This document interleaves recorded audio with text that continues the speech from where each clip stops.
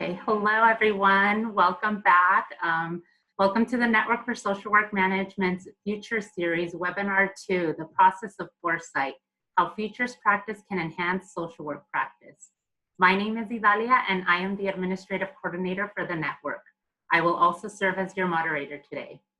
Today's presenter is Dr. Laura Nissen, Professor and the first inaugural Presidential Futures Fellow at Portland State University. Before we get started, there are a few logistics you should be aware of. Today's webinar is being recorded and you are currently in a listen view only mode. This means you are muted and unable to turn on your camera. The webinar recording and slide deck will be available within 48 hours on our website in the webinar archive section. We'd like for today's webinar to be as interactive as possible. Therefore, we encourage you to converse throughout the webinar using the chat feature. If you have any questions based on what Dr. Nissen shares, please use the Q&A option to submit your questions. Some questions will be answered throughout the webinar. However, the majority will be answered in the last 30 minutes of the presentation. If you have any questions regarding the webinar function, please send me a private chat directly and I will be happy to assist you. Last, we'd like to know who is in the room. So let's take a couple minutes for introductions. So using the chat, tell us who you are, what you do, and where you are zooming in from. Let's see. Greetings from LA and Austin, Texas. Good to have you here. Atlanta, Georgia. Hello from Chicago. From Washington, San Diego. Welcome everyone. I'm sure everyone's excited for today's webinar. It's great to have everyone here in this space today. All right. I would now like to introduce you to our presenter. Former Dean and Professor Dr. Laura Nissen has been a member of the Portland State University School of Social Work Community since 2000. She is currently the first inaugural Presidential Futures Fellow at Portland State. Dr. Nissen has just been awarded a 2-year grant from the Robert Wood Johnson Foundation to launch a national social work education health futures lab to explore the power of futures thinking to today and tomorrow's social work profession. She has also brought futures thinking into the School of Social Work in the form of a first strategic plan at the school in its 55-year history. She is a Foresight practitioner and research fellow within the Institute for the Futures and has spoken on futures thinking in social work and social work change at the National Association of Deans and Directors of Schools of Social Work and in numerous social work education and community spaces.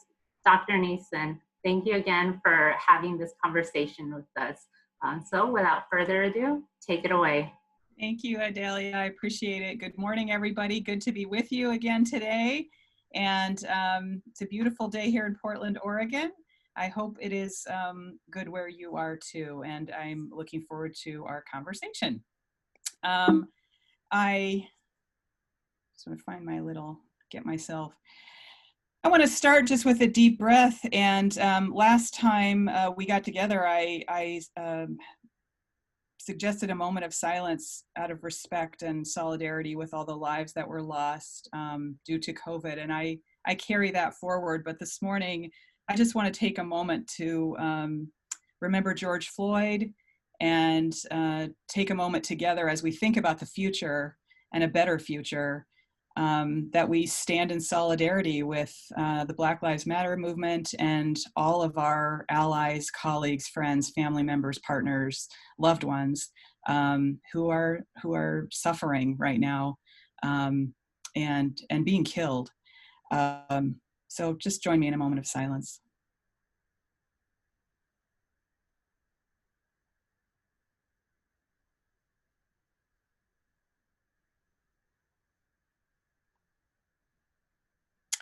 Afrofuturist, author, and activist Walida Imarisha is a person that I have learned a lot from and admire greatly. She says, "The liberated futures we want don't exist as untouchable distance points out of our reach. When we focus on collective action, mutual aid, self-determination, centering, and the leadership of the marginalized, we defy linear time. We pull those futures into the present. Let's keep pulling liberated futures into the present over and over again until that's all there is. Thank you, Alita. Thank you, everyone. I have a couple of follow-ups from our last meeting. I mentioned I had the diagrams about hierarchies versus networks, and in a moment of my mind just went completely blank. I couldn't remember the name of this book, so I just wanted to pass this on because a number were interested in it in the comments. This is a pretty new book. It's out the last couple of years. Just underscore that it's about how power itself is changing and will likely continue to change in the future from more of a hierarchy-based to network-based. And they have myriad examples, both politically and organizationally, about how power is shifting right now. And that's not always a good thing. They use, white nationalism as an example of a group that has really taken advantage of decentralized power networks to get a very negative, dangerous, racist message out there in the world.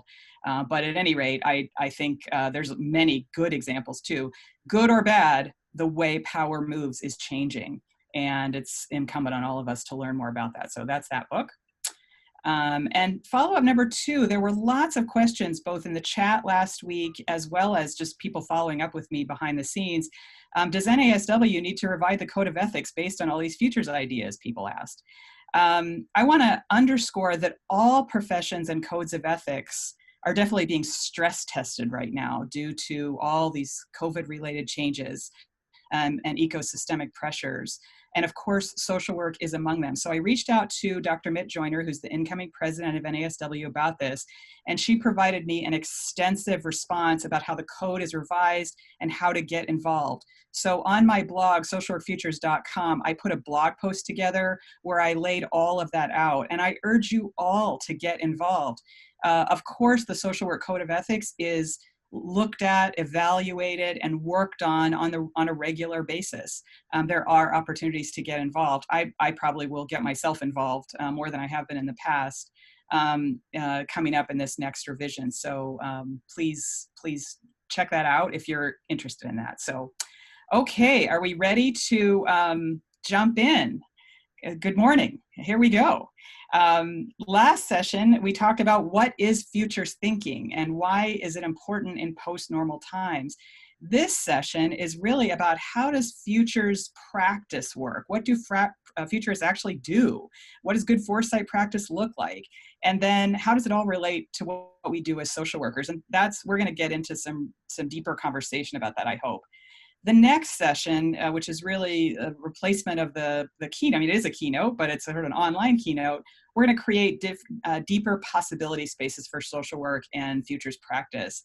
And, my question to all of you is, what if social workers were futurists? I want them to be. I want you all, my goal with all of these is for you to get as excited about this topic as I am. So today we're going to focus on how does futures practice work?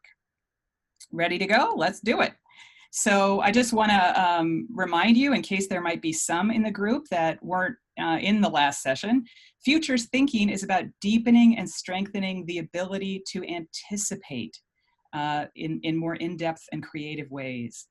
It's about committing to reducing short-termism in our immediate and extended circles of influence. How can futures thinking help us make better decisions? Which includes a deeper commitment to exploring both the unintended consequences of our decisions, but also underdeveloped possibilities. Futures thinking is about resisting powerful actors who dictate what the future is going to be in favor of creating agency, democracy, and co-constructing desired futures while protecting and resisting undesirable futures. Futures thinking is not neutral, it's powerful. Who gets to wield that power? Is it democratic? Futures thinking is something that's been going on in a lot of elite spaces around the world for a long time. The current shift is really in democratizing these frameworks.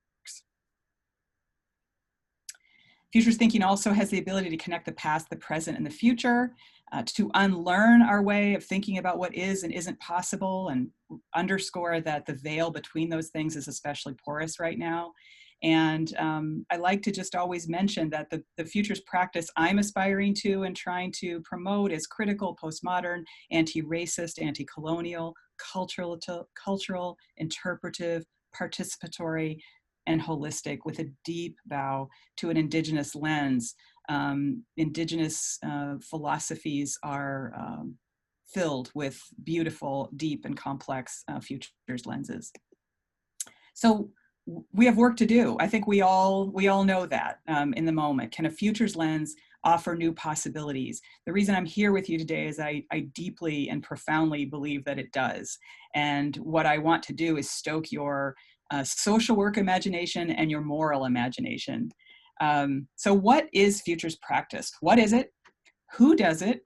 What is the outcome of good foresight and futures practice? What does it look like to build a learning and practice community? I'm going to take you through what some of the elements look like and the process of putting them all together. Share an example from my own social work practice history. We'll talk some about COVID-19 signals and implications, and then some transition thoughts to our final webinar. But I'm going to open up a couple of questions towards the end that I just want us to have some a little deeper back and forth.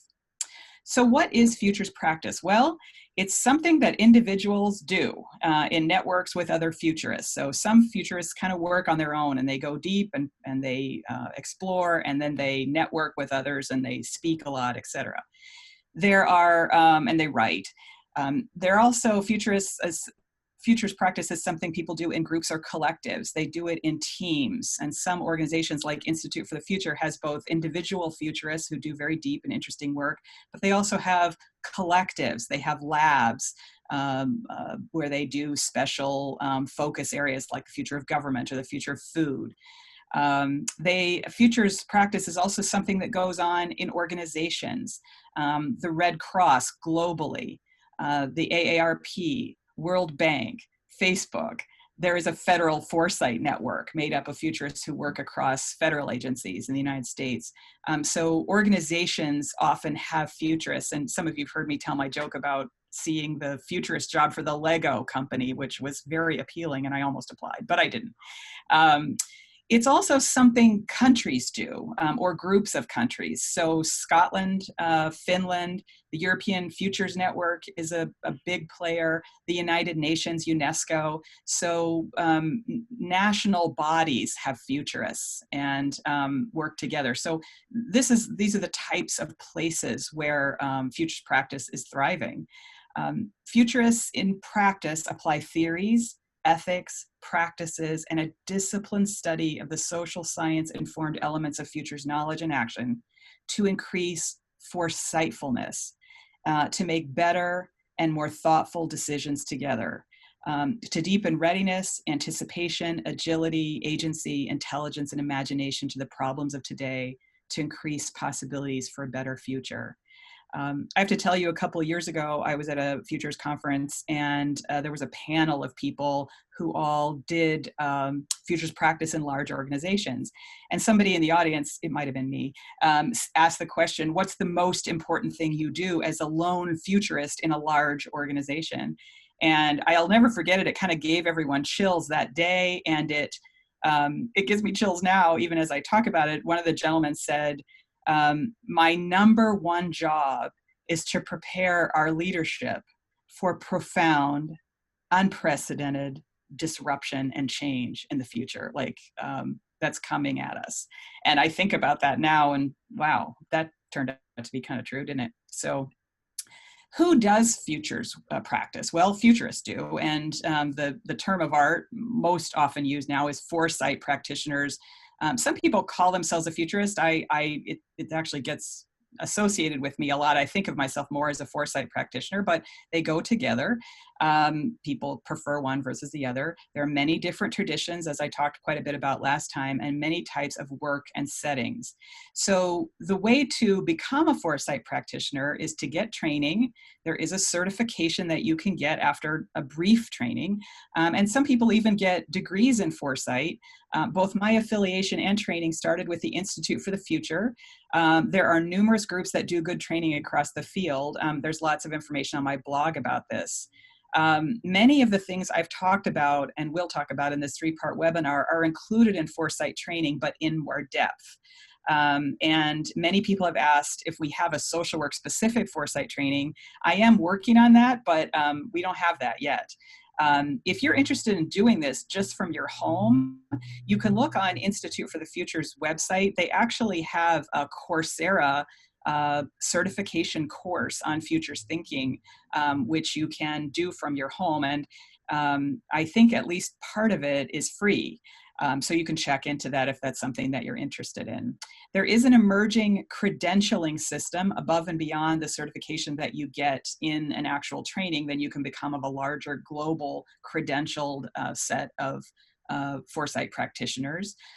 Most futures practitioners focus on a specific area and build a practice specific to the needs of the sector they're focused on. So I'm just imagining social work futurists saying, I'm a social work futurist who works on the future of child welfare, and you dedicate your career to working on what is the future of this sector, what should it be, what might it be, what are we worried about it becoming, etc.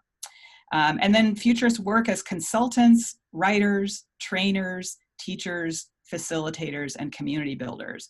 And there are a lot of people around the world who make a living as a futurist. So it's a real thing people do. It's not just a thing 1 or 2 people do.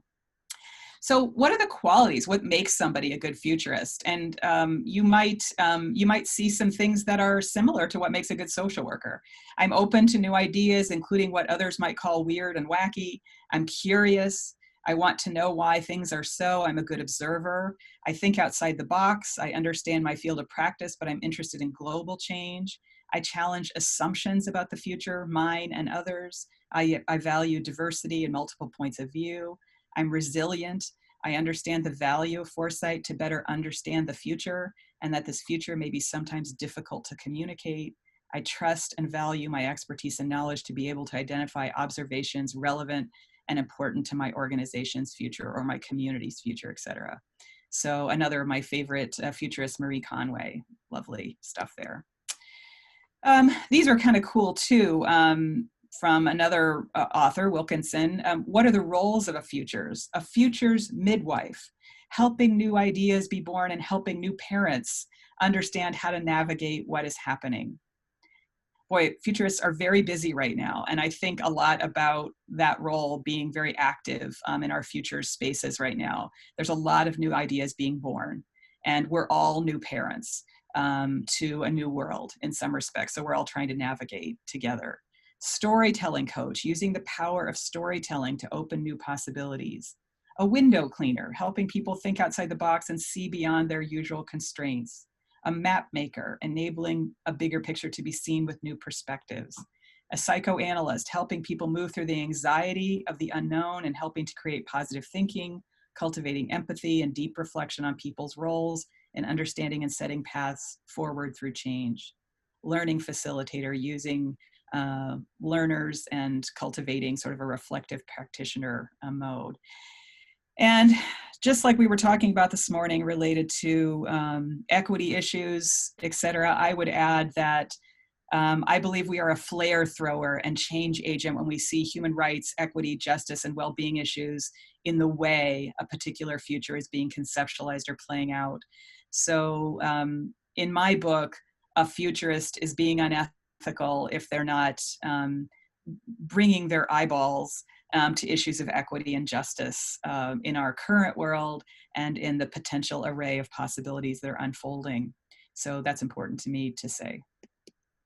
So what does it look like when foresight practice is done well? I have a couple of slides about this. Foresight produces useful materials for systems to use to reveal and expand their thinking. It creates a language and practice for thinking about the future constructively. It inspires foresightful policy and action, facilitates thinking outside the box, builds trust among people to navigate some of these potentially scary topics. Foresight practice allows people to gain insights into complex interactions about emerging drivers of change. Foresight also provides anticipatory intelligence to systems actors. what might come next? What are smart people thinking about that? It provides a scaffolding for collective learning, leading to informed action, supports decision-making, develops new ways of thinking, supports democratized use of the methods, and better manages external pressures and challenges. This comes from our friends in the European Foresight Monitoring Network, but I really like them. So when we think about what makes a good foresight experience, so I hope you're all feeling a little of the vibe of how similar this might be to the way good social work should be practiced as well. So essential, boy, to my learning and to every futurist I know, is about building a foresight practice community. So interestingly, back to that shifting of power, the network, the interconnected global network of futurists who are working together all the time, discovering, sharing, and sort of knowledge building, is really a beautiful and interesting thing. I've never experienced anything like it. So futurists work in community. Most folks who do this are constantly learning, exploring, sharing on their own, but they're bringing that to a global community. So my advice to anybody who's interested in wiggling their toe in this is get involved in Twitter, because Twitter is really where it's happening. And I have to confess, I didn't really get into Twitter until a couple of years ago. I tried several times because my friends raved about it, but I just didn't figure out, like, what did this do for me? What did this bring to my life? When I got involved more deeply with futures work, it just took off because I realized, following a hashtag like foresight or future of this or future of that is where you find your people. And so I can't express enough how important it is to hop on Twitter. It is the superhighway for futures work. Explore, sample, learn, and jump in where you most align. And so go ahead and Google things like future of, I'll just go back to child welfare, or future of mental health, for example. Google those things, find organizations where those words are mentioned, and then look them up on Twitter and see what's happening in those spaces. I have been trying to evolve social work in this way. So I have put a hashtag together, which is just hashtag capital SW, lowercase futures. And for a couple of years now, I've just been tagging everything I find that I think social workers might be interested in across a wide variety of areas. And along the way, a lot of other people are starting to use it as well. So please join in. You'll see what goes on in that space. And we will be boosting opportunities to get more involved with this sort of practice through the Social Work Health Futures Lab and other places in the next year or two. So the process of foresight happens in stages, like good social work.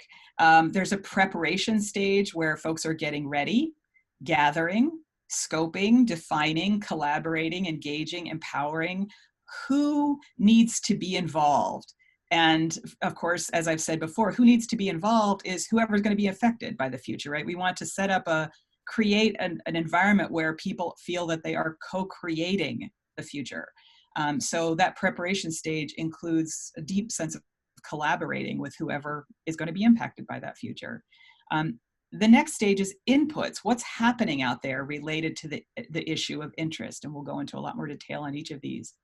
Analytics stage includes what patterns are emerging and what might they imply, including some look back in history. Interpreting, how do we get to deeper levels of imagining what might be happening and what that means about how to best affect the future. Anticipatory action, how do we prepare for what might come next based on everything we've learned? And then action and renewal, how do we build a new kind of plan that invites and requires ongoing adjustments, flexes to new realities, both opportunities and challenges, and incorporates the almost certainty that the future will surprise us. So as I said before, and we'll talk about this again, foresight is somewhat like strategic planning, but it's also very different. I want to just keep underscoring that. Foresight requires ongoing adjustments, flexes to new realities, and incorporates the almost certainty that the future will surprise us. So any plan, have you all heard the phrase, a man plans and God laughs? It's kind of like that. How do you create a plan that incorporates God's laughter, I think is what I'm trying to say. So preparation, getting clear as you can about why foresight is the right approach in a given situation. Determining who's an essential voice to start a foresight process. I think social workers can be particularly excellent at this particular part. Who's not at the table. Building trust and addressing barriers to collective success before starting work together. Cultivating an environment where risk-taking and new way of doing something together is embraced. All of that is the front end of foresight work, and good foresight work will be very hard to do if this part isn't done well, just like good social work will be hard to do if you don't do this part well. Inputs, what's happening in the world? So futurists and foresight practitioners generally refer to this particular stage as signals practice. And it's a really fun and interesting aspect of the work. What is a signal? Signals are signs that the world is changing, but it's not as strong as a trend. Trends are what are already happening. Signals are sort of what might be coming after the trend. So if we could think about a trend, you think about a trend right now, a trend might now be that, many people on the globe have a phone, for example, and we all, a phone usage and phone ownership and phone dependence, smartphones, that's not a signal, that's a trend. Everybody has a phone. Well, not everybody, but more people than ever before in history have a phone on this planet, a smartphone. What's the signal around that? What's going to happen after everybody has a phone? And that is the question. So signals get your attention, but you have to be looking for them. And where do you look for signals? You look to the arts. You look to the streets. You look to youth movements. You look any place where people are creating and adaptively creating to the emerging world. I just saw a note the other day about the economy and the underground economy, that 60% of the world's economy is not strictly legal or measured accurately. So look to the underground economy. Look to places where, again, people are creating and adapting to the emerging world. It is beyond the dominant powers that be. So dominant powers tend to tell us how the world is and project in a more controlled way. Here's what will probably happen in a way that is sort of controllable. Signals are usually beyond that. Sometimes people call this the ambient future, which I think is really interesting. Futurists and foresight practitioners gather these, share them, debate them, arrange them, look for patterns in them. It's really fun and it's really interesting. And this is a lot of what goes on Twitter, a lot. So it's super, super fun and interesting. So signals in social work, a lot of the things that I put the hashtag SW Futures on have to do with signals that I see that, that's something interesting. Like, for example, well, let's see, for a while, rise in utilization of mental health apps was sort of a signal. Now it's become a trend. What's after that? So signals are more off in the future. So I guess I might say apps were a signal for a long time. They're becoming a trend. Mutual aid. There's a lot of interesting signals coming out of this coming mental health crisis that's going to be happening, and some say already is there going to be more. I'm seeing a lot of indications and signals about mutual aid being potentially a stronger potential positive future than a buildup exclusively in mental health practice capability. Both are going to be important, but a lot of interesting signals about mutual aid kind of going mainstream in ways that's really exciting and affirming. Then you move to the analytic stage of foresight practice. And this is where futurists look for patterns that are emerging. And I've just put on a couple of tools. On the far right, are the 11 macro sources of disruption from Amy Webb that I shared at the last webinar. This is a tool to help you analyze and think about patterns. So just to remind you how to use this, you sort of put your organization in the middle, you think about technology around the edge, and then you look at the 1 through 10 items that are listed all around. You think about how your organization is going to be impacted by sort of a cross analysis of these different issues, and not just your organization, tech, and education, but maybe 3 or 4 of these elements all intersecting, and literally sitting down and mapping that down with chart paper and markers to say, how will my organization be impacted by media, by the environment, by public health, by geopolitics? It turns out that number 7 down there was sort of the huge disruptor, right? Public health going to disrupt everything. And so part of the anxiety and stress and exhaustion, frankly, that so many people are feeling is because everybody, the news, everybody's trying to do this very deep analysis of how this particular item, number 7, is going to change everything. And figuring out the degrees to which we have control over that, what should be happening related to that, et cetera, et cetera. Right next to it on the lower side over here where it says social ecological change in the middle, that's called a futures wheel. And this is another tool that futurists use to analyze potential impacts of particular intersections. So you have a particular change that you're wanting to have happen, or that is happening, you're experiencing. The most inner circle there of those circles says first order impact. So what is the first order impact of a particular change, then second order, third order. And this is a way to plot out unintended consequences of big decisions, but also think through those new possibilities. What might they lead to? And I'll give you an interesting example. So you could put COVID right in the middle of this, and you might put on the first order impact, stay-at-home orders and all the things that we are seeing that creates. A second order impact of all that staying at home is that people aren't on the road as much as they normally are. And I heard on NPR a really fascinating, complex third order impact, which is that because people are staying at home more, first order impact, they are not driving as much, second order impact. That means there are less car accidents, third order impact, which means less people are dying on the road, and the organ donor system has been in some respects paralyzed. People are going to be waiting a lot more. There are simply fewer organs available in the pipeline for people who are on waiting lists. I thought that was really fascinating, and just a fascinating way of understanding how these first order, second order, third order, fourth, fifth order, there are going to be people who probably, they were saying on this NPR story, probably dying on the waiting list in different ways. It's already super challenging to be on a donor waiting list, but now it's going to be really much more complex. And of course, that's a good thing for the people that didn't die in the car accidents. So it's a very complex ecosystem. But this can be a really interesting tool to use to stretch your creativity and think through those issues.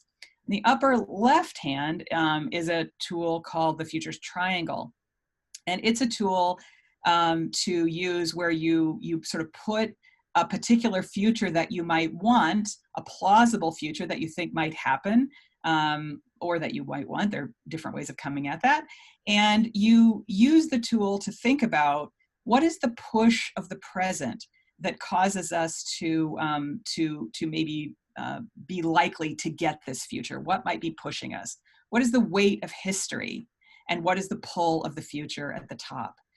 So it's a way of providing a little bit of intellectual imagination architecture to thinking through what different futures might be. And we'll talk about scenarios in a couple of minutes, but one way to use this is to come up with 3 or 4 different scenarios for what might happen next, and use this tool to organize our thinking and think through what the weight of history, the push of the present, the pull of the future might be. It might give our action planning towards a future we want or a defensive plan where we're trying to actively avoid a future we don't want. All of these tools help us get more information analytically, imaginatively, to come at the challenges we face in sort of some new ways with new energy. As I said, the role of history is really important, looking back to look ahead. And I myself have been doing an enormous amount of reading, and on my blog I have some things listed. I need to update it a bit. The actions taken by governments and policymakers in response to COVID-19 aim to learn the lessons of history to minimize the devastation caused by pandemics. There's a lot being written right now on the history of pandemics, what they have taught us, what we've done well, what has been done very badly, and how civilizations have really changed as a result of pandemics. I really appreciate reading these right now. And as we watch the news, there's also just a lot of historians running around in the news right now talking about all different kinds of things, from the history of pandemics, but also the history of presidents, the history of politics, and lots of other interesting history. I think part of the reason that we do that is because history is full of both patterns and lessons that do very much relate to these types of analytic tools. So history matters, and we owe it to ourselves to use that history carefully and thoughtfully. And then these are two of my favorite tools. I'm going to take a deep breath because they're both really huge and really deep. And I want to underscore that you could probably get a PhD in either one of these. So I'm giving you a very light touch overview just to give you a sense of interpretive tools for going deeper in futures practice and the way that people do their foresight practice. On the left is, I mentioned this in the last webinar, but I'm going to go deeper in it now, causal layered analysis, one of the most famous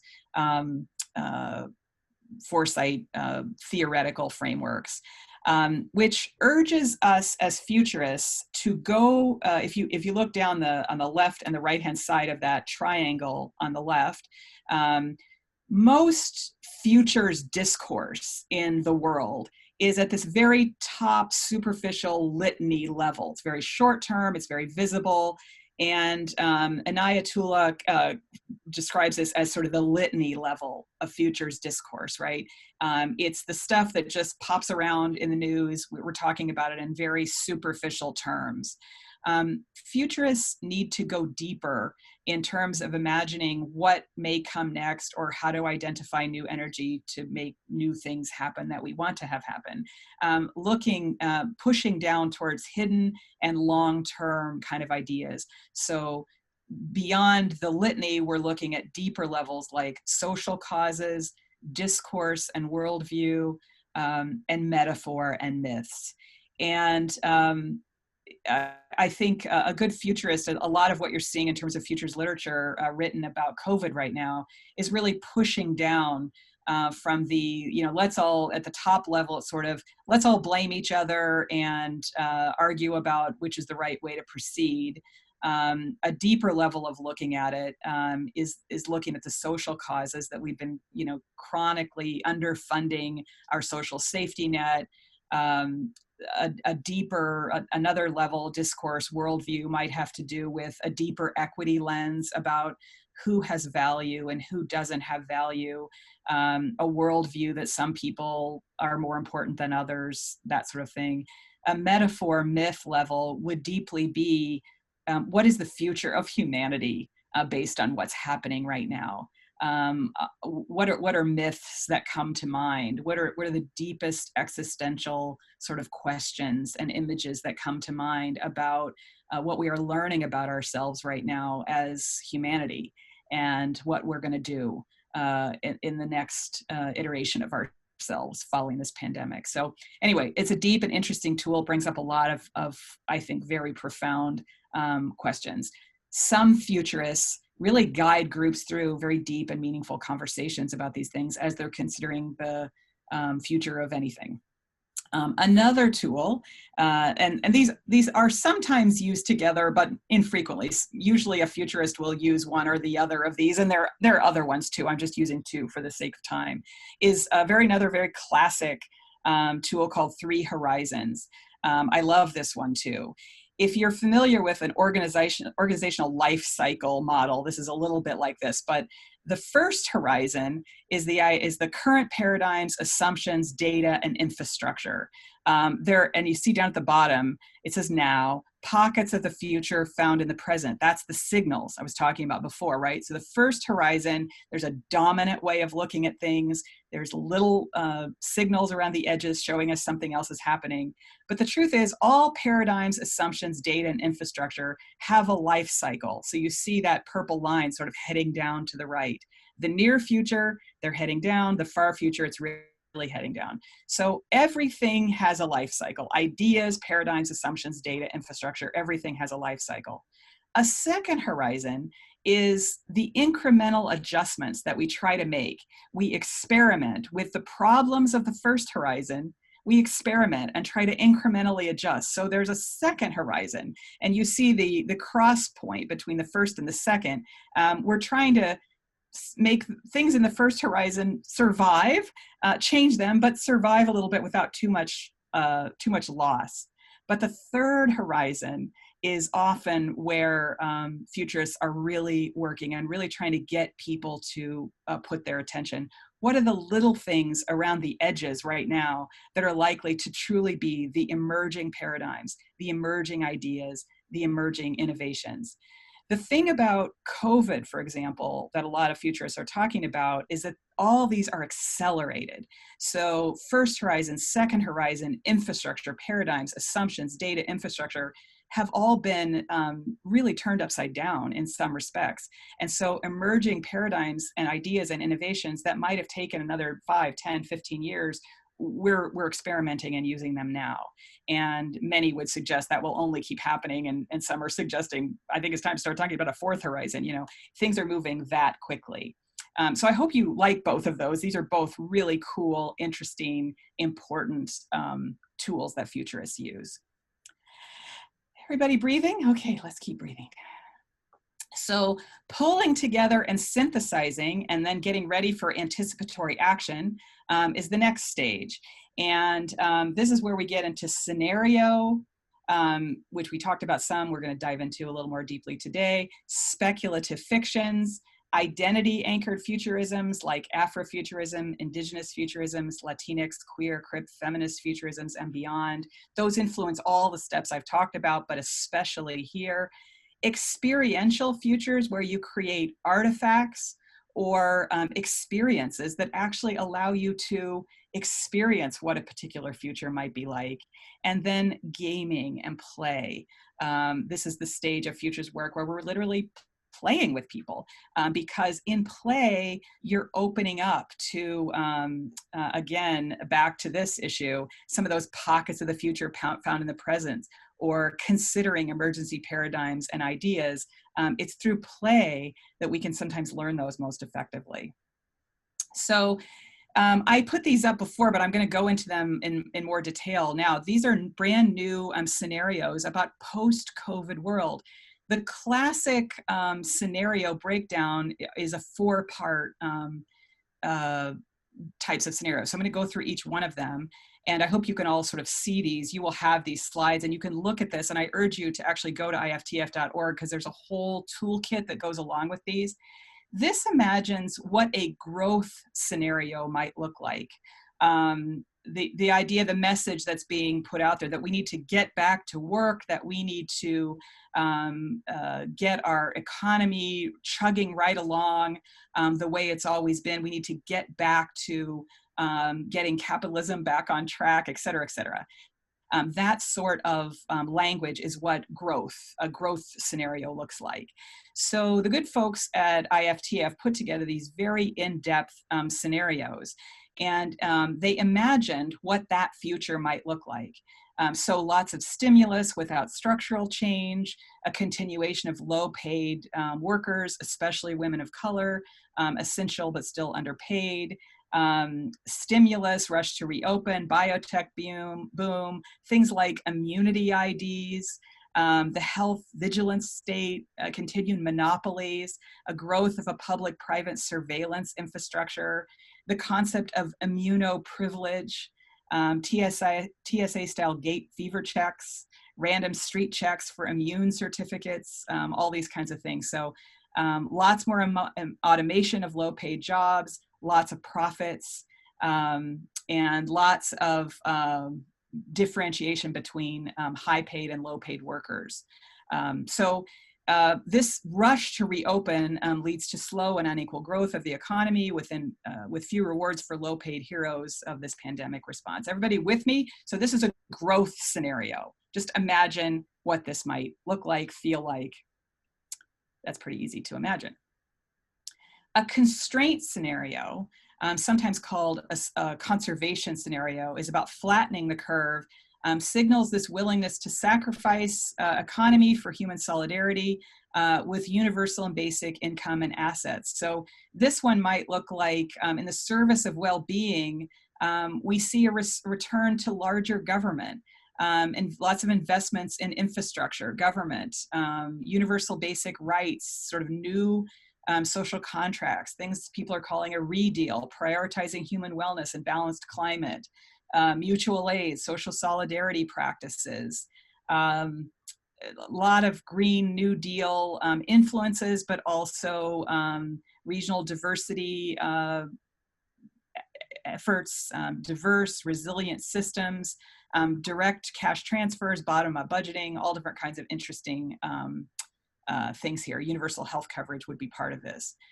So another interesting scenario. So already you get such a different idea of thinking about what would it look and feel like to operate in this scenario? What would it look like to be a social worker in this scenario? What would it look like to be a social worker in this scenario? A collapse scenario speaks for itself, but minimal mitigation leads to repeating viral spikes, exaggerating underlying divisions, splitting loyalties across and within states. So vigilante mask enforcement, a mandatory mask and glove policy for return to work, domestic terrorism, multiple vaccine failures, a new constitution convention, which is actually something that has been discussed, really revising the Constitution along some very harsh and neoliberal lines.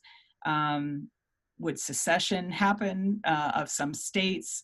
Lots of worker strikes, lots of local militias, state National Guards, federal military installations getting involved in harsh sort of ways, rural isolationism, et cetera, lots of federal tax defaults, pandemic management, border controls, supply chains, food problems, just a lot of really difficult things.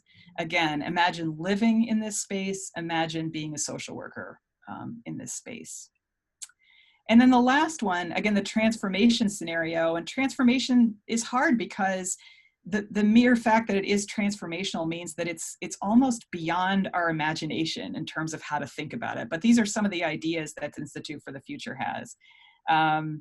The idea of extensive testing for viruses and antibodies as a prerequisite for rejoining public life, using data to inform our decisions, algorithmic use of testing results for different kinds of germ pods they're talking about, viral security alerts, more of a high, medium, low zoning of our return back to communities, things they're calling germ pod data trust, which I think has to do with pod-based public health disciplines and really continuing to learn and share data freely and not privatizing and profiting off of public health needs and breakthroughs.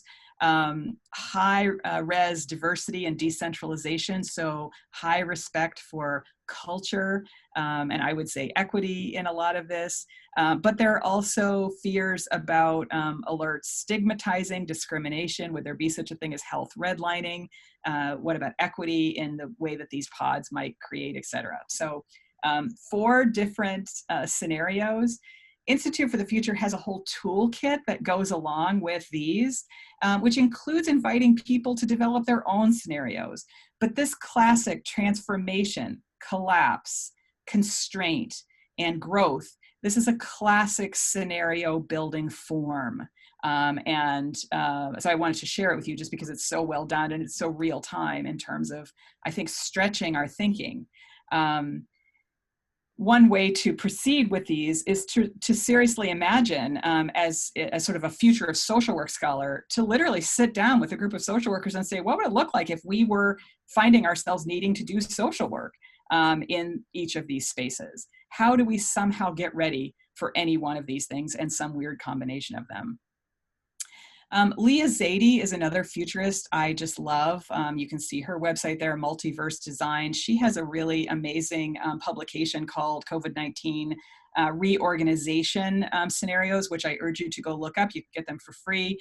She comes at this a very different sort of way, which is that she really uses this wheel here looking at artistic, social, political, economic, philosophical, environmental, and scientific technological dimensions to have sort of a scenario builder that operates out of that.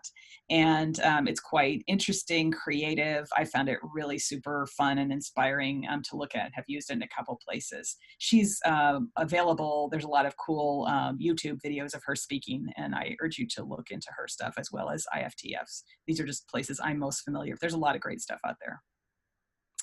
As I said, games really open up our thinking, and this is one of my favorite. Comes from the Situation Lab, Stuart Candy, a futurist I've mentioned before.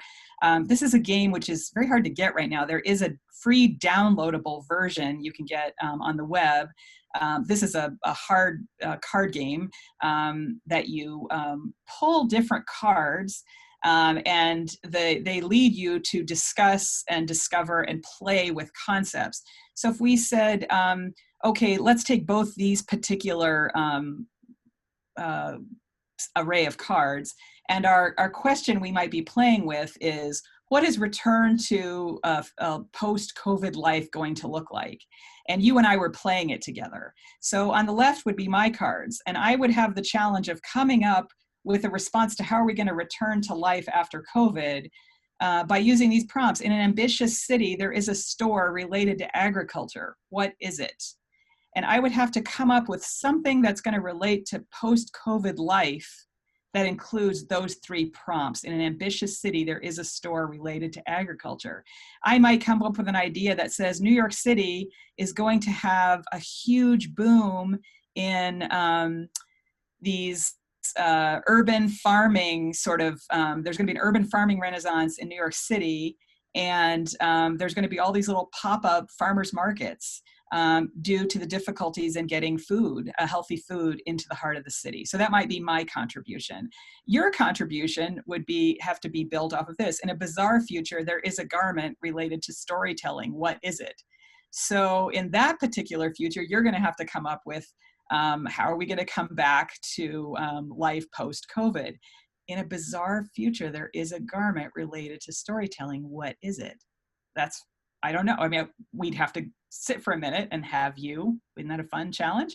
Have you think about that. Is that going to be some sort of truth and reconciliation process in which people wear something where they're going to tell stories about how inequity has been a devastating part of the COVID experience, and how we will transform and get beyond that. I don't know, but you get my point. It's the idea of this game is to open up our thinking and play a little bit, a little like Cards Against Humanity. It's a lot of fun. It's very deep, even though people are laughing through a lot of it. And I can't say enough about this kind of game and other kind of games. Then you move into action planning, action and renewal. Once you determine a preferred future, so going back to those scenarios, you sort of have in the back of your mind the reality that many scenarios are possible, positive ones and negative ones.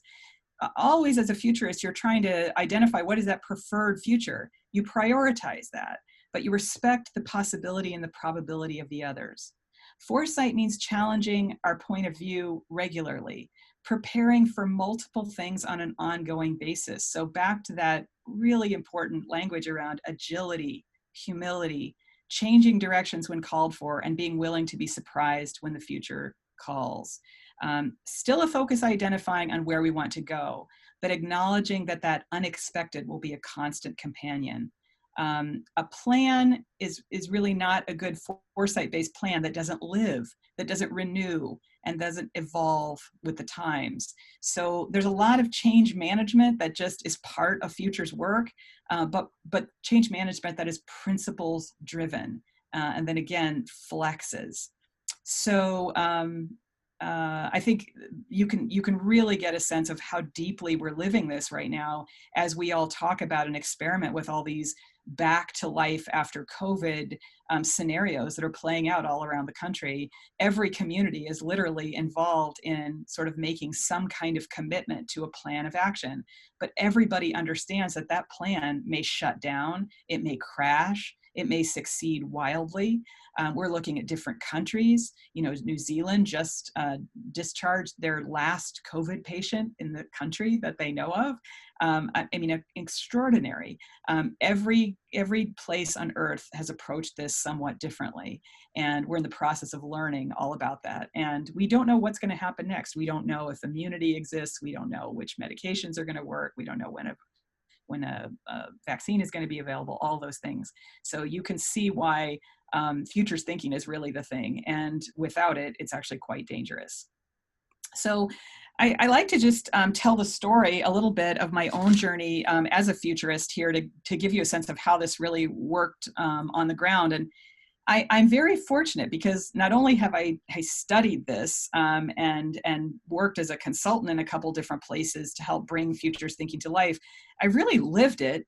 About 20 years ago, I had the privilege of being invited to be a national program director with the Robert Wood Johnson Foundation on a project called Reclaiming Futures. Our focus was juvenile justice reform with attention to substance abuse challenges of the youth involved.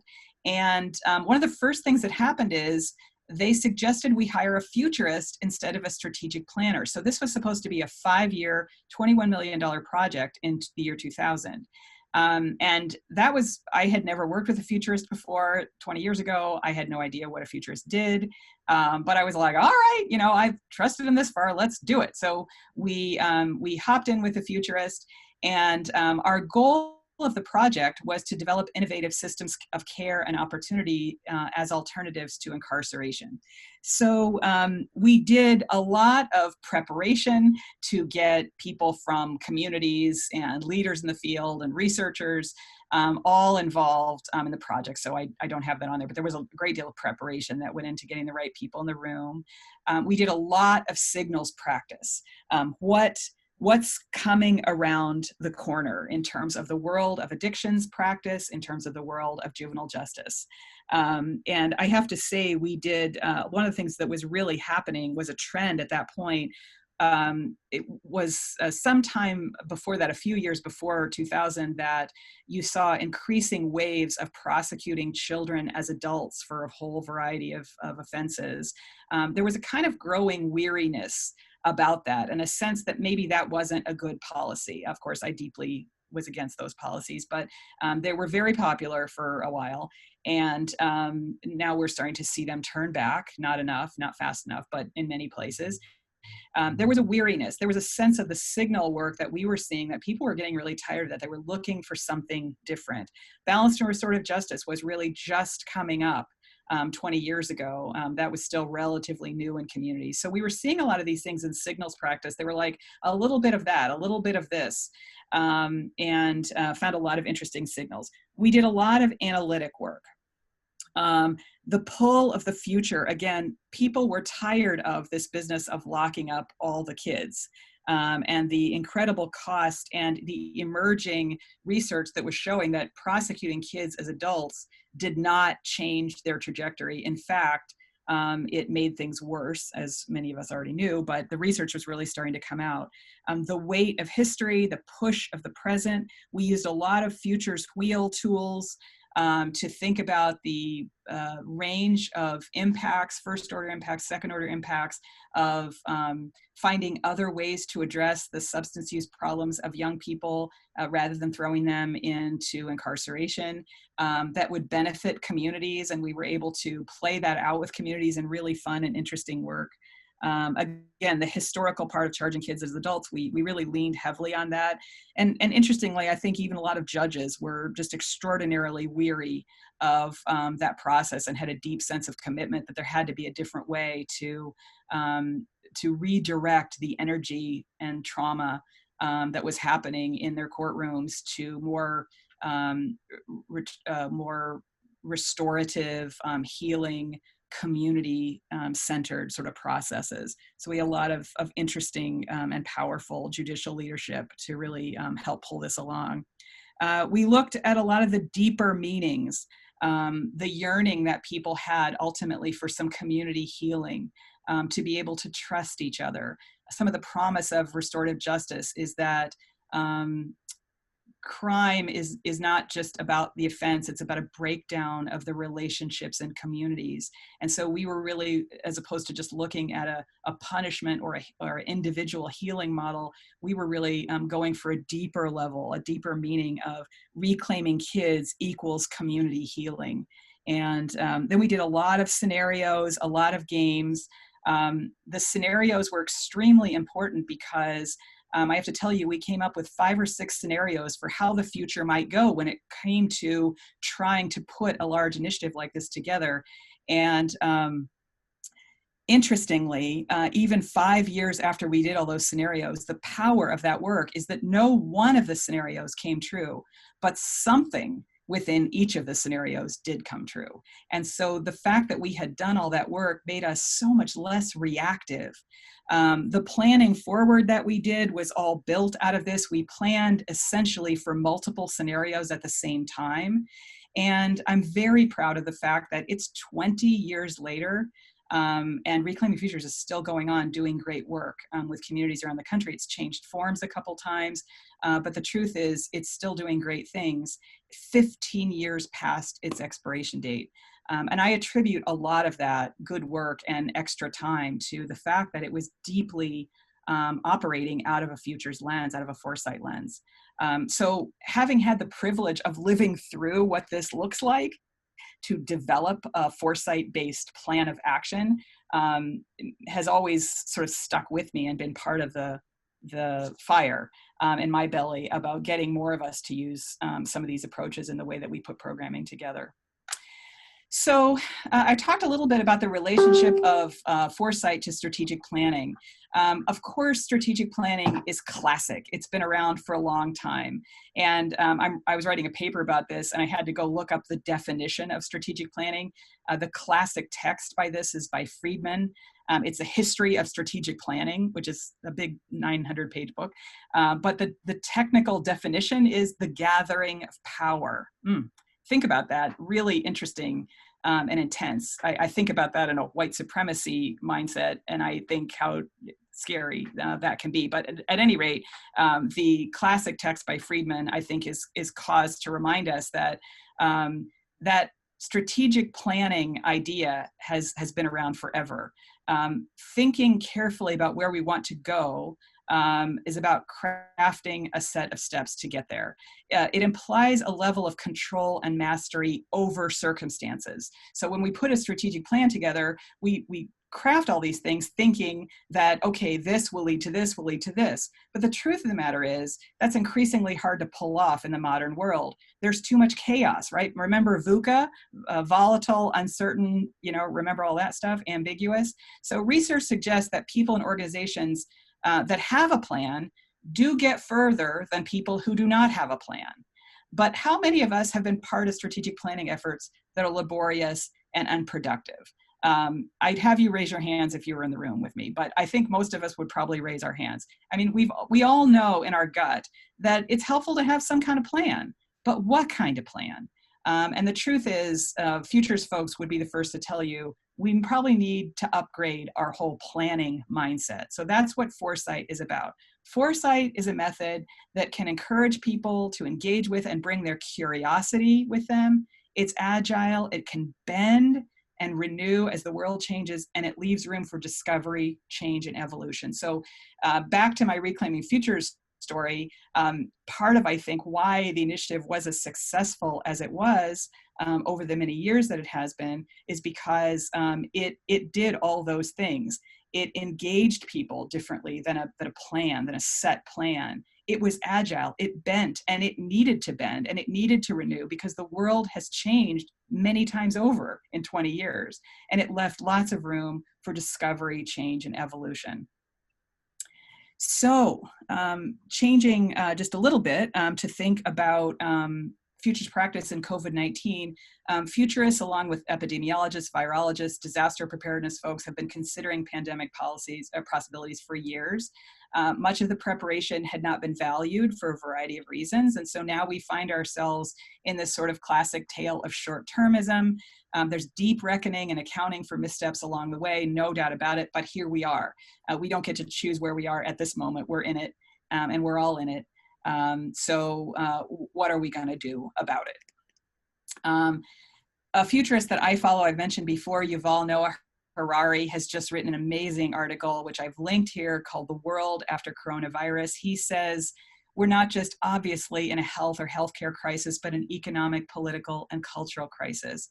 When choosing between alternatives, we have to keep the long view in focus. The storm will pass. What kind of world will we have or create on the other side? What short-term measures will become new ways of life?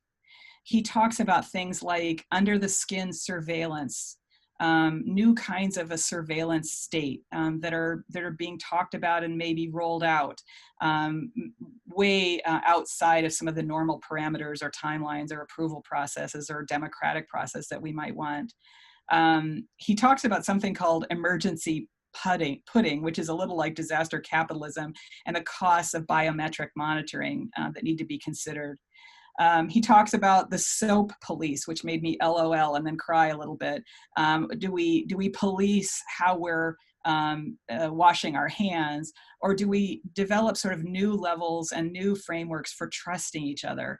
And can COVID-19 be a new way to think about citizenship? And then he spends a lot of time in this particular piece talking about global planning and cooperation, that we must evolve. And in some respects, back to those deeper meanings, the future of humanity in some respects may relate more than ever right now to evolving from disunity, and that will be the most important work that needs to happen next. I'm just going to put this up here. I saw this tweet go by the other day, and as a death historian, I feel like I'm going mad watching the United States stumble through a mass death event, pushing aside elderly folks, poor folks, people of color in pursuit of normalcy, summertime, and instant gratification. We are utterly grotesque. This is horrifying. I can't say it better than that. I do think it's quite frightening to watch us not care for each other, not respect each other, not value each other, as is happening in some of the discourse that's going on, and in some of the displays of people being pushed back into very dangerous situations. So we see the deep challenge ahead of us, and I just want to acknowledge that. Going to that deeper level, thinking about what does COVID-19 mean to the future? As social workers, I think it means a lot of things. Front and center is the incredible display of racism and structural vulnerability that so many people are experiencing in our world today and in our country. But what will that display mean? What will it lead to? How do we make this time mean something to change that trajectory? I think it is hopefully through some of this futures thinking that we can find some bigger ideas about what kind of world we want to go back to. So as we round up this, and I'm rounding up my slides because I want to just open it up to some of your ideas. as you think about your own emerging futurist toolbox, and if you're still here, I hope it's because you think this might be useful in my practice. This is something I think I might want to pursue a bit more. Prepare to think differently, and prepare to think differently in a way that is sometimes feels kind of klutzy and inelegant. And I think we put a lot of credence on everybody thinking in a way that is very performative in our field and in our modern life. Thinking differently sometimes is klutzy. That's okay. We have to think playfully and with humility about that. Look at all the signals. They're very intense right now. There's so many signals going on, flying through the air right now. Look at cross-impact analysis. Look at the intersection of not just the future of the economy and the future of work and the future of public health and the future of racism. Look at those things all intersecting with each other. There's lots of meaning analysis, all that learning about previous pandemics, exploring powerful new alternatives, lots of analysis regarding what COVID-19 has revealed for those that weren't paying attention. For many of us, we were already paying attention. We knew a lot of this, but it's revealed even more, and there's a whole group of people for who this is all news to. So let's go with that. I mean, as many of us as possible are going to be needed who are committed. So many scenarios are flying around right now, and so much preparing for many things at the same time. All of that said, we have to be prepared to be surprised. We have to be learning. We have to build community. We need energy and renewal to each other, to our profession, to our communities, to ourselves. But all of that hinges on a kind of openness to many of this. So all of that is going to be needed. These are the elements of your emerging futurist toolbox. So here's some of the signals and emerging patterns I've seen. The world is going to be changed on the other side of this. I hear almost nobody saying, and nor is it even imaginable, oh, everything's just going to go back to the way it was. It isn't. I think everybody acknowledges culturally, economically, scientifically, tech-wise, people are awakening to the importance of having a working government after years of neglect and declining support. So there's a whole stream of interesting things happening related to the fact that, related to scenarios around, will we see a return to big or at least reinforced government, restored government? Because our government, after many years of sort of neoliberal push, has been squeezed and squeezed and squeezed. Are we about to see a big return to working government? And what would be the role of social workers in that? I think we need to get ready. There are also people talking about the collapse of government. And that's scary. I laugh, but it's scary. And some of those collapse scenarios are truly frightening. So much hinges on a presidential election, for example. Local governments are definitely leading. That has been true for a long time, but it's especially true now. And you think about the governors, the role of governors in this pandemic. Some say big government, as I said, may be back. And I just want to remind you, lessons from history, Social Security wasn't created that long ago. What enormous social recovery plans could we be looking at? Just on the way in this morning, I heard a whole group of people at some place called the Roosevelt Institute, which I'm going to be exploring right after this call, talking about, should we bring back the WPA, the Works Progress Administration? Should we sort of combine the many unprecedented numbers of people that need jobs with the huge variety of work that needs to be done in this country? And could we do that in a way that was led to flourishing for future generations? It was fascinating and wonderful. What if social work was called in to help administer or create such a program? Would we be ready? Trends are in play: the future of work, the future of entertainment, the future of business, the future of learning, organizations. But all people say those pre-existing trends are accelerating right now. Technology proliferation is on overdrive. It's linked to things like contact tracing, which is really good, but surveillance, the sort of surveillance nation, may be emerging at full tilt, again, without the guardrails. So lots of people worried about that, looking at that. There's mental health crisis language everywhere. Obviously, there is global grief, loss, and disruption. From the 100,000 lost, that number that we can barely take in, what does it mean for 100,000 people to die in our country from one thing in in a 3-month period of time, to George Floyd and all the other names that are so important to remember. So much grief, loss, disruption right now. And then these broader realizations around the persistent and cruel racial and economic disparities in health and well-being outcomes. People are experiencing the pain of this pandemic differently. And there are many, many people who are newly vulnerable, who just didn't think of themselves as being vulnerable in all this, that suddenly do find themselves. So there's a lot of energy, there's a lot of patterns, there's a lot of signals. What do these mean? What will happen next? And I think that is, I think what will happen next is something we're all going to be both watching and hopefully helping to steer and guide. So my question, which I'd love to have a few of you pop into the comments, might be, how is social work like and unlike social work practice? I'm just going to look here and see. I'm looking at some of the questions quickly. How is this like or unlike social work practice? And I'm going to just look at the comments, the chat, and I'm wondering if anybody could share a thought or two, just to all folks, all attendees. How is what I've talked about like social work, and how is it unlike social work? Can we just take a minute?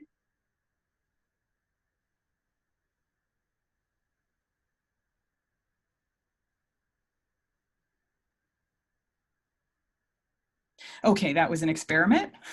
maybe not.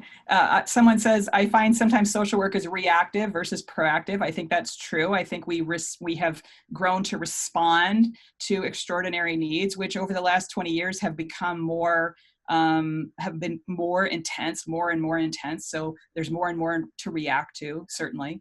All right, I'm going to go ahead and go on. So what I would say to this right now, and the next webinar will be a lot more about this. We're a progressive era profession that's been operating for the last 20 years. We're increasingly interprofessional. That shows our evolution. I think social work aches and is angry all the time. I think social work is a profession that is in a profound state of moral distress right now. And I say that with love. That's good. In terms, I would be worried about us if we weren't. We are also busy because there's so much falling apart, disrupted, and urgently needing our attention. The need for imaginative, profound levels of healing and reconstruction following COVID-19 are what we were made for. So what does it mean for us to get ready for that and all that goes along with it? I think these methods and ideas can meet other things that we do so well as social workers, but it will require us to open up to learning, exploring in new ways. So these are just a few questions. I'm going to actually go ahead and stop. I'll pick this up in the next webinar, but I'm going to go ahead and jump into the questions. And I've pulled them up. Can I please say more about what you mean by mutual aid? Are you referring to peer supports? Well, mutual aid is a whole recognized area. It's much more than peer supports. It's whole deep community created networks of helping people meet their general needs with resources that are available, put together by activists and community leaders. So it's a whole interesting, I would just urge you to Google sort of mutual aid COVID-19, and you'll see these extraordinary things, often aided by tech, but a lot of cool stuff happening all over the world. I'm from India. Here we aren't licensed social workers. So what can we do for our people according to your view and experience? Well, there's a lot of cool stuff happening in India related to futures work. So I would say I would start Googling Futurist Foresight India and try to connect in that way. I would also urge you to look into the Futures Literacy Group through UNESCO, through the United Nations, and see if you can find any points of connection there. How do we differentiate between 1 and 3 horizons? I'm not quite sure I understand that question, Elizabeth Hare. Maybe you could give me a little more detail about that. Let's see, Darla says, I could use a refresher about the concept of signals at the end. I've heard 2 different meetings, something that follows trends, something that predates. No, signals are definitely the thing we're looking for, there's like the seed of signals exist in current trends, but by the time something becomes a trend, it's already happening. We're looking for the thing that's going to happen after the trend. So what's after that?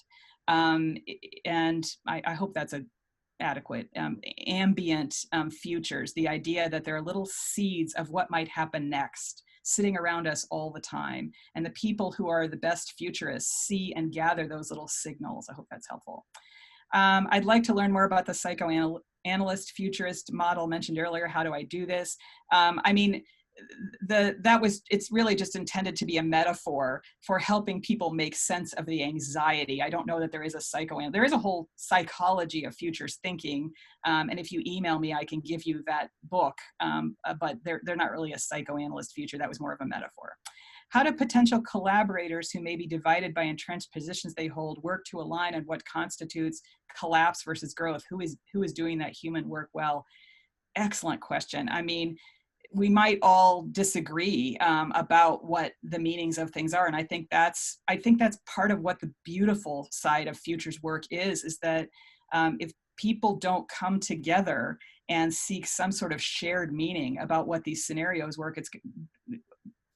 mean and imply, it's going to be very difficult to have them maximize their impact in co-creating the future they want. It essentially means we don't agree on what a successful future looks like, particularly if people disagree. So what's interesting is the point of futures work is not just to get to the scenario. The point of futures work is to find these points of agreement and disagreement and come to some consensus and collaborative ethos about how do we co-create that future. So excellent question, Elizabeth. And the deepest, I think, most important part of futures work is getting people to come together and come to consensus about what a successful future might look like. While we sit around arguing about it unproductively, we leave a negative future to unfold without our input. Compared to your futures practice experience in 2000, what are your foresight futures lessons learned as we go forward in 2020? Well, I guess I'm so different 20 years later. So that's one thing. I mean, we all grow up. And so I've continued to learn and gather so much. And I have a lot more experience in just how hard it is to work in systems. I would say there are just so many tools. There's such a nutritious, exciting futures community out there that I think it makes me very hopeful.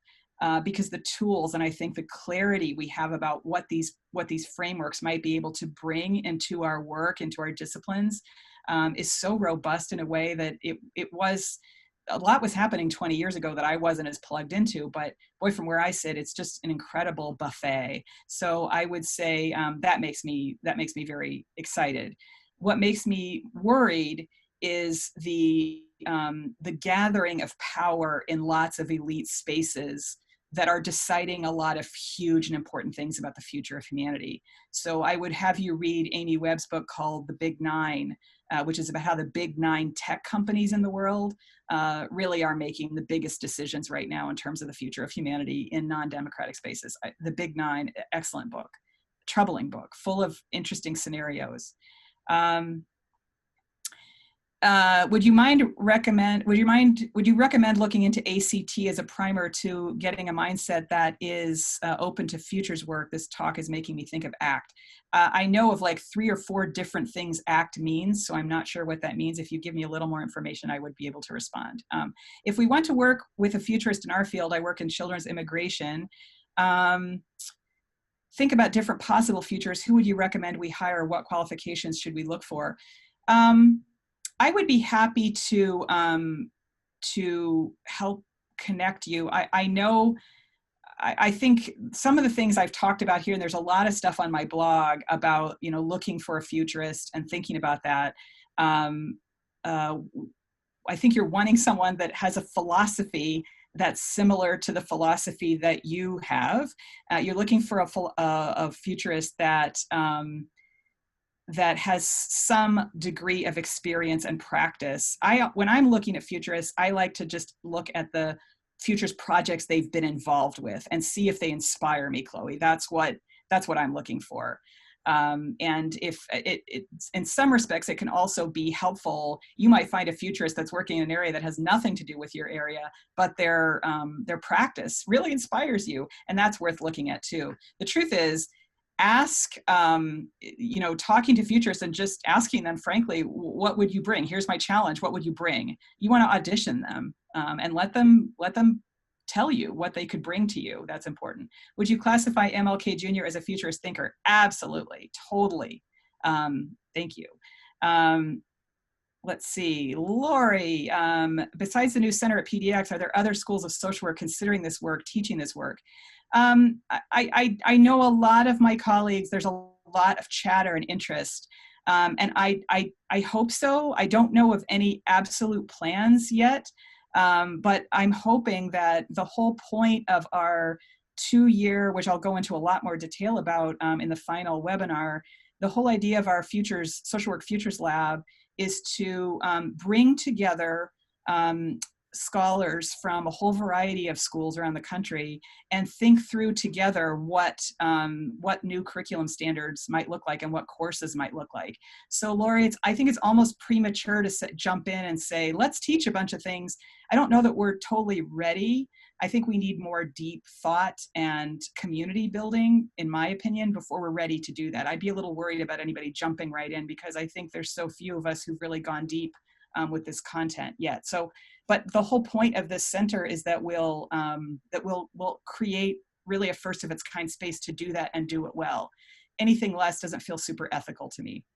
How does we as social workers get organizations in which we work?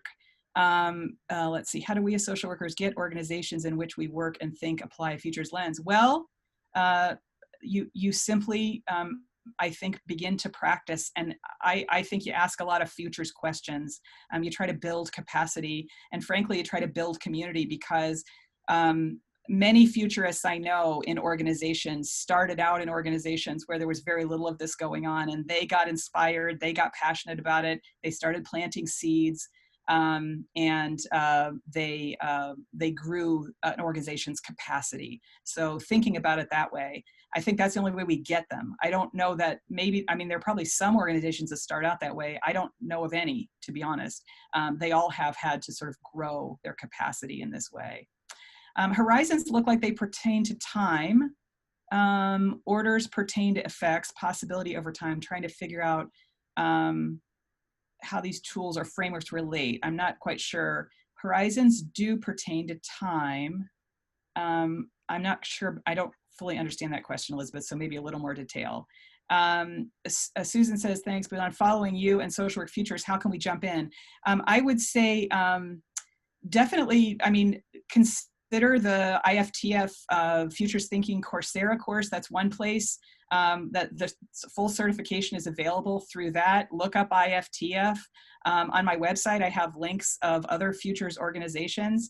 And I really think starting a futures practice, literally when I started, I got a notebook. I just started writing down. I started thinking about what I was interested in. I started exploring, and keep track of it, share, connect. Find some people that you want to interact with and start talking, start having conversations, do some interviews. I think you just have to drop in. Acceptance and commitment therapy. Hi, Morgan.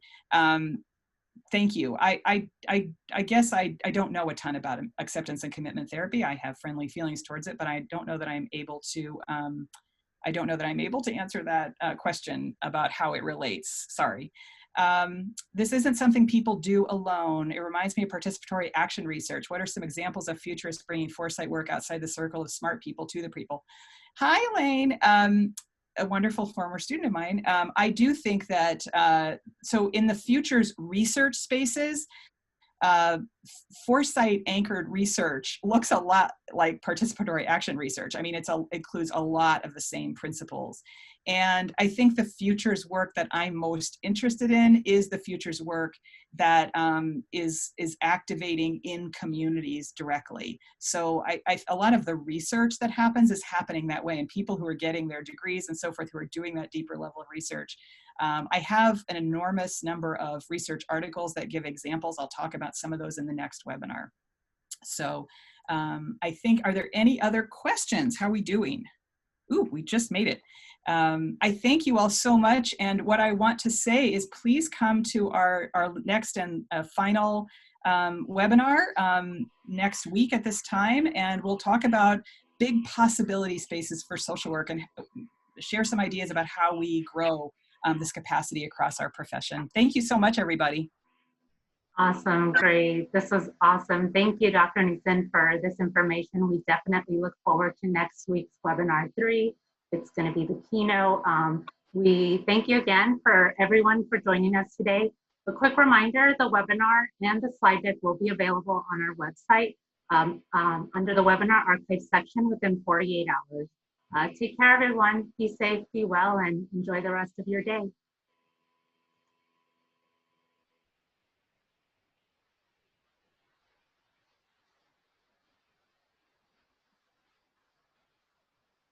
Okay, I think we're done. Yep. Did I stop recording?